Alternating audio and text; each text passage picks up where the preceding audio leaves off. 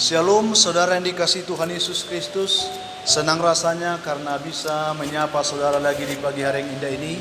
Saya percaya saudara dalam keadaan baik, dalam keadaan sehat dan penuh dengan sukacita.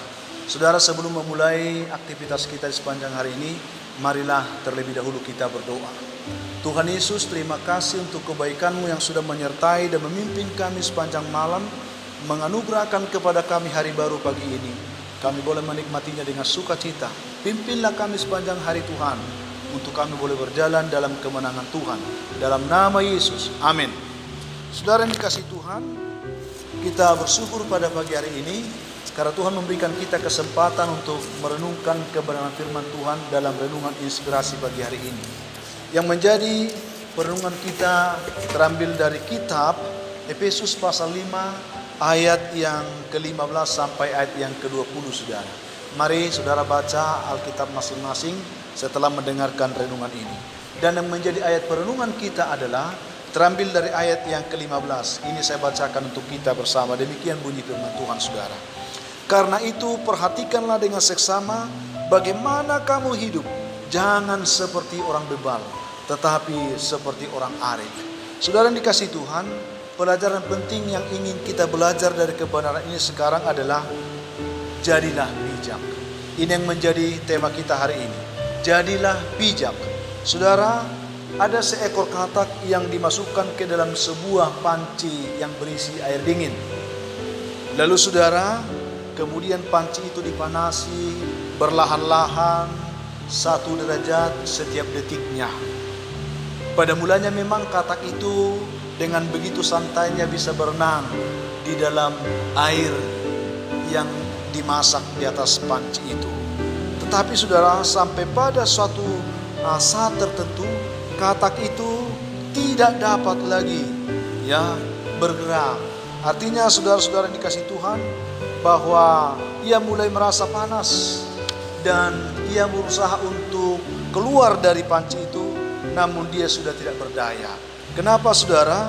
Karena ternyata panas tersebut telah melumpuhkan saraf-sarafnya, dan katak itu pun akhirnya mati di atas panci yang telah panas itu. Saudara-saudara yang dikasihi Tuhan, apa yang kita perlu belajar dari cerita tadi, ilustrasi itu? Katak itu bisa menjadi gambaran bagi kita saat ini, saudara. Kenapa saya katakan begitu? Betapa tidak, saudara? Karena kita sering terjebak dalam kehidupan ini karena kita berlaku bodoh. Apa yang dilakukan oleh katak itu adalah perilaku yang bodoh. Merasa nyaman, sementara itu merupakan ancaman dalam kehidupannya. Kita sering berkata, oh semua orang juga melakukan hal yang sama. Atau, wah itu tidak apa-apalah, itu biasa dan seterusnya. Akibatnya lama-kelamaan, saudara, saraf-saraf iman kita menjadi lumpuh karena kebodohan kita tersebut, dan akhirnya kita tidak dapat lagi keluar dari panci dosa kita yang berujung akhirnya kita menjadi makanan empuk bagi si jahat. Saudara-saudara, itulah akibat kalau kita sering berlaku bodoh dalam kehidupan ini. Lewat pembacaan firman Tuhan yang sudah kita baca tadi, khususnya yang sudah saya bacakan tadi, kita akan belajar tentang ciri-ciri kehidupan orang yang arif, orang yang bijak. Lewat kebenaran ini saya akan membagikan beberapa ciri ini, saudara. Kiranya menjadi pembelajaran bagi kita pagi ini. Yang pertama, ciri orang bijak itu ternyata adalah orang bijak selalu dapat mempergunakan waktunya dengan baik. Saudara baca nanti dalam ayat yang ke-16. Orang bodoh, saudara, kita lihat memang dengan kebodohannya dia akan selalu berusaha menyia-nyiakan setiap kesempatan. Dia tidak begitu menghargai namanya waktu dan kesempatan.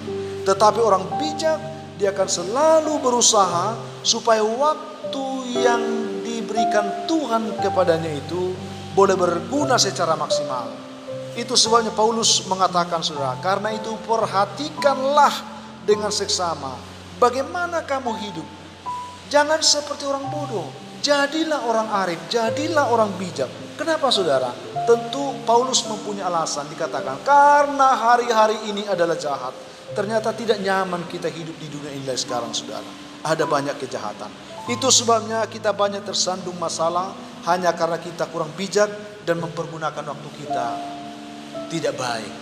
Saudara yang dikasihi Tuhan, jika kita mau terhindar dari kejahatan ini, jika kita mau terhindar dari zaman yang jahat ini, firman Tuhan berkata, jadilah bijak, pergunakan waktumu dengan baik. Yang kedua adalah orang bijak selalu berusaha supaya dapat mengerti kehendak Tuhan, saudara. Baca nanti dalam ayat yang ke-17. Ini penting juga bagi kita. Ingatlah bahwa Tuhan selalu merencanakan kebaikan bagi kita semua. Tuhan tidak pernah merancangkan hal yang tidak baik, apalagi kecelakaan. Namun seringkali kita tidak bisa menangkap rencana Tuhan itu hanya karena kebodohan kita. Kita tidak bisa menangkap rancangan kebaikan Tuhan hanya karena kita tidak bijak di dalamnya, saudara. Untuk itu sebelum kita melakukan apapun, berusahalah terlebih dahulu untuk mencari kehendak Tuhan dalam segala hal. Mau buat apapun, tanya Tuhan dulu. Cari dulu kehendak Tuhan. Apakah memang yang kita lakukan itu kehendak Tuhan atau tidak? Jika itu kehendak Tuhan, maka akan mendatangkan sukacita. Jika itu bukan kehendak Tuhan, maka kita akan mengalami masalah. Itu yang kedua. Yang ketiga adalah orang bijak selalu menjaga hidupnya supaya dipenuhi oleh Roh Kudus. Dipenuhi atau dipimpin oleh Roh Kudus, ayat 18. Benar saudara, bahwa hanya orang bijaklah yang selalu mau mengerti betapa pentingnya hidup ini dipimpin oleh Roh Tuhan. Kenapa saudara? Karena Roh Kudus adalah sumber kekuatan kita. Kita tidak mungkin bisa kuat kalau Tuhan tidak menopang kehidupan kita. Karena dalam Roma 3 ayat 17 firman Tuhan berkata, sebab Tuhan adalah roh, dan di mana ada roh Allah, di situ ada kemerdekaan. Puji Tuhan saudara. Makanya betapa penting hidup kita ini dipimpin oleh Roh Kudus, karena di mana ada roh Allah, di situ ada kemerdekaan, ada kebebasan, ada kemenangan. Itu yang Tuhan berikan kepada kita. Dan orang bodoh selalu membangun kepercayaan dirinya di atas segala sesuatu yang fana. Tetapi orang bijak membangun dirinya di bawah pimpinan Roh Kudus. Bukan pikirannya, bukan keinginannya sendiri. Sehingga oleh Roh Kudus kita dituntun dengan hikmat Allah untuk menjalani hidup ini seperti yang Tuhan inginkan, bukan seperti yang kita inginkan lagi. Yang keempat adalah orang bijak selalu menjaga perkataan mulutnya. Sebenarnya saudara, kita gampangnya melihat orang. Lihat saja apa yang keluar dari mulutnya. Orang bijak selalu akan memperkatakan perkataan hikmat, perkataan-perkataan yang membangun, perkataan-perkataan yang menyegarkan, yang menggairahkan, yang memberikan semangat. Tetapi orang bodoh biasanya cenderung perkataannya bodoh, ya, menjatuhkan, menghina, melemahkan dan seterusnya.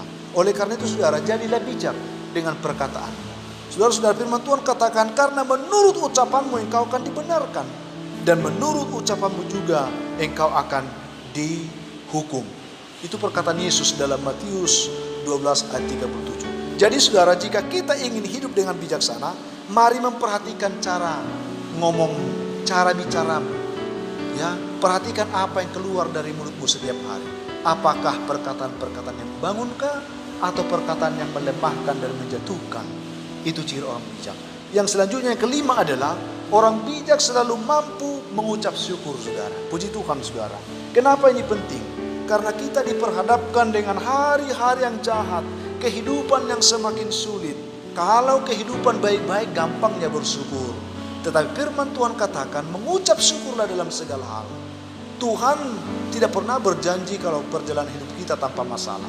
Tetapi justru Tuhan izinkan kita menghadapi masalah supaya terujilah kualitas iman kita dengan mengucap syukur. Disinilah terukur bahwa kita orang-orang yang sungguh percaya kepada Tuhan. Apa yang ingin kita lihat dari sini saudara?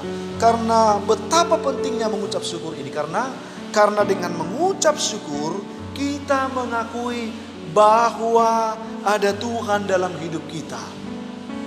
Dengan mengucap syukur kita mengakui bahwa Tuhan sangat berdaulat atas apapun yang terjadi kepada hidup kita. Dan yang terakhir, dengan mengucap syukur kita mengakui bahwa kuasa Tuhan itu sanggup menolong, sanggup juga memberkati kehidupan kita. Puji Tuhan saudara. Jadi sangat penting untuk mengucap syukur dalam hidup ini. Intinya kita harus selalu bersyukur dalam segala hal, karena kita tahu Allah turut bekerja dalam segala sesuatu untuk mendatangkan kebaikan bagi orang mengasihi Dia. Jadi tidak perlu kita pikirkan sesulit apa hidup ini. Bersyukurlah, karena dalam situasi sulit pun Tuhan sedang merancangkan yang terbaik dalam kehidupan. Yang terakhir adalah orang bijak selalu mampu merendahkan diri. Merendahkan diri tidak sama dengan rendah diri, saudara. Kenapa saya katakan seperti itu? Rendah diri itu adalah tidak dapat menerima dirinya dengan baik sebagaimana adanya. Ini sikap orang bodoh. Tetapi merendahkan diri adalah, kita lihat di sini, sedikit saja dia memikirkan dirinya, tidak egois. Dia tidak terlalu memikirkan dirinya dalam artian selalu terfokus untuk menjadi pribadi yang egois. Itu bedanya orang bijak dengan orang bodoh. Orang bodoh dia tidak mau menerima dirinya, selalu mau seperti orang lain. Tetapi orang bijak itu dia selalu membuka dirinya untuk tidak terlalu egois. Dia terbuka untuk memikirkan orang lain. Itu yang kita lihat di situ, saudara. Jadi orang bijak itu selalu mampu merendahkan diri. Itu yang kita lihat yang keenam. Saudara-saudara yang dikasihi Tuhan Yesus Kristus, biarlah keenam poin ini boleh kita gumuli, kita hidupi, sehingga kita benar-benar bisa meraih segala kebaikan Tuhan dalam hidup kita. Saya tidak tahu, saudara, bagaimana dengan kehidupan saudara saat ini. Apakah saudara sudah termasuk orang bijakkah? Ataukah saudara masih sering bersikap bodoh? Mari kita uji diri kita pada pagi hari ini. Tetapi lihat kebenaran Tuhan di pagi hari yang indah ini. Tuhan mau supaya kita semua dapat hidup dengan bijak. Itu yang Tuhan inginkan bagi kita hari ini. Sehingga dengan demikian kita boleh berharap akan segala kebaikan Tuhan memimpin kita dalam segala berkat-berkat yang Tuhan siapkan itu bagi kita. Sehingga kita bisa bersuka cita.